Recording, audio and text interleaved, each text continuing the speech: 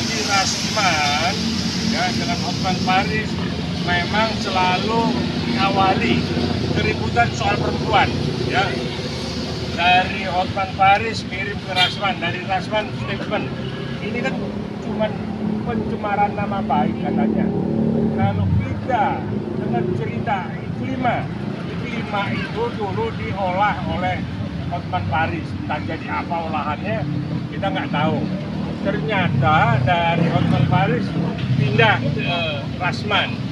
Rasman mendapat informasi yang banyak mengenai kelakuannya Hotman Paris dari Iklima.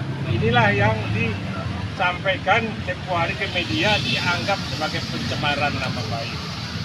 Nah, ketika kejadian di Pengadilan Negeri Jakarta Utara terjadi kerusuhan, karena persidangan ini masyarakat mesti tahu nih, supaya nggak salah mengerti. Bisa juga mesti tahu.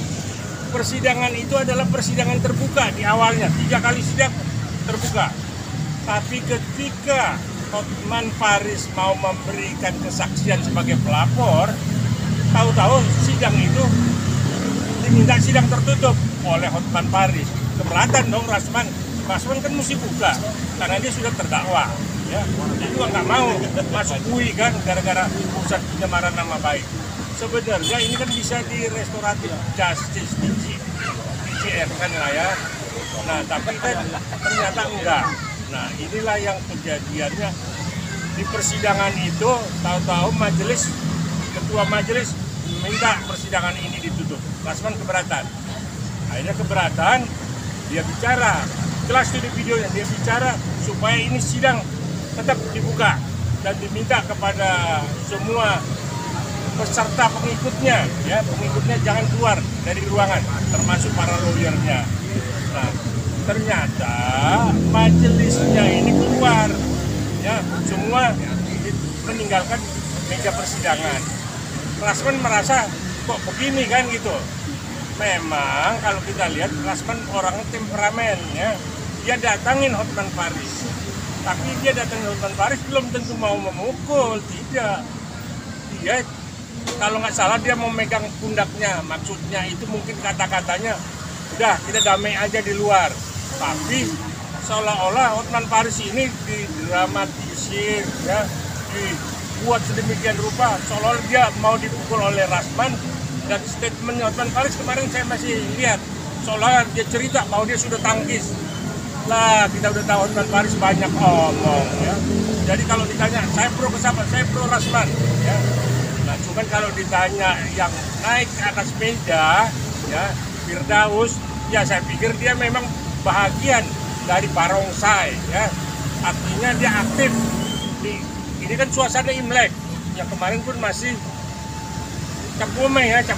Jadi si Firdaus ini terbawa Imlek, jadi merasa ada meja dia mau jadi barongsai. Nah, seperti apa dia tidak menghormati pengadilan? Ya silakan aja pengadilan mengambil sikap ya terhadap Firdaus.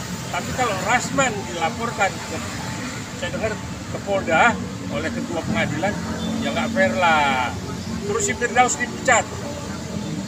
Siang dia naik ke atas meja sebagai anggota barongsai, paginya dia dipecat oleh Kongres Advokat Indonesia. Itu nggak fair. Ini organisasi, dipanggil dulu, ditanya, diapain segala macam. Tidak main pecat aja. Kan organisasi advokat ini banyak. Akhirnya dia oleh organisasi advokat Ferrari, ya, dia dipecat dari KAI, dia menjadi ketua DPC advokat Ferrari. Itu Ferrari hebat loh. Itu Teguh Santoso di situ kan, yang ketua IPW kan. Nah, jadi saya pikir banyak yang pro ya kepada Rasman, kepada Firdaus ya. Jadi ini semua kembali lagi kepada majelis ya. Nah, kita selalu lawyer kita ya menghormati lembaga pengadilan.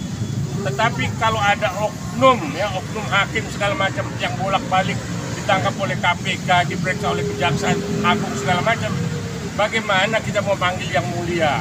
Nah, inilah yang jadi memang paradoks ya. Di satu sisi kita panggil yang mulia, di satu sisi kok hakim bisa main mata dengan Hotman Paris.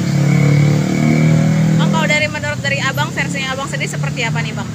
Menyikapinya, menilai ya kan, maksudnya kan Abang juga sebagai advokat nih ya kan, seperti apa nih Bang? Ya, kalau menurut saya bahwa fakta persidangan ribut itu sudah biasa. Jaksa ribut sama pengacara udah biasa. Banting-banting BAP itu udah biasa. Jadi, nah terus sikapnya Rasman mendatangi si Hotma, kalau saya lihat dari video yang beredar, itu tidak ada, dari apa namanya, si Rasman datang kepada Hotma Paris, saya lihat dalam video itu kan tidak ada, tidak ada bahasa tubuh mau memukul, tidak ada. Dan kedua, walaupun videonya itu dari belakang yang beredar ya, itu tidak ada tangkisan dari Hotman Paris. Nah, sehingga kalau ada asumsi atau tafsiran bahwa si Rasman memukul, saya pikir enggak. Karena kalau kita sebagai pengacara, sebagai laki-laki, kalau mau pukul itu dia tidak berjalan pelan-pelan, datang langsung gebuk. Tidak ada ajak bicara lagi, langsung gebuk itu. Apalagi posisi dia sudah terdakwa.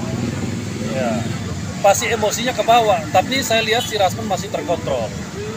Nah, sehingga lalu dibuat opini yang seolah-olah Rasman terpojok. Ya, bagi saya hakim bisa menilai. Ya.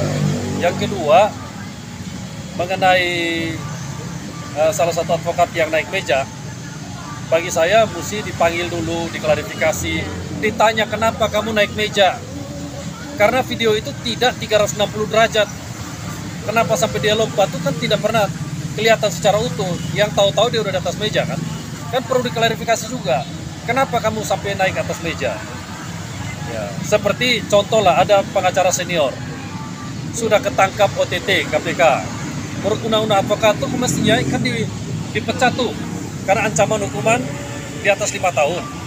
Nyatanya masih beracara tuh. Ya. Nah, ini kan lompat meja. Ya. Kan mesti ada dalam undang-undang advokat itu, ya, dalam kode etiknya itu kan ada teguran lisan, tertulis, baru diambil tindakan. Kalau langsung diambil tindakan ya kasihan juga.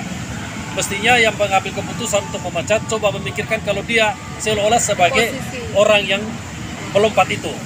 Nah, bagaimana kalau langsung dipecat? Kan begitu. Mesti ada pertimbangan-pertimbangan yang etis lah. Karena si pengacara ini kan baru pertama kali melakukan itu. Bukan berulang-ulang kali. Ya. Pengacara yang berulang-ulang kali aja viral. Ya, sama cewek aja nggak dicabut kok. Nggak dicabut kartu advokatnya kok. Gitu. Jadi kalau ada ancaman lagi berita terakhir mau cabut berita acara sumpahnya ya sangat disayangkan karena tidak sampai sejauh itu, kecuali ya dia melakukan berulang kali dan itu fatal. Ini kan nggak fatal. Berarti memang harus dikomunikasikan gitu ya Bang ya, maksudnya diajak bicara atau apa gitu ya? Ada organisasi, jadi ada mekanisme untuk meminta pertanggungjawaban. Lu udah naik di atas meja lo, kenapa? Namanya begitu. Enggak, siang kejadian besok pagi jam 8 pagi udah ketok palu dipecat. Jadi gimana? Jangan lucu lah ya, fair ya. Bang, kalau misalnya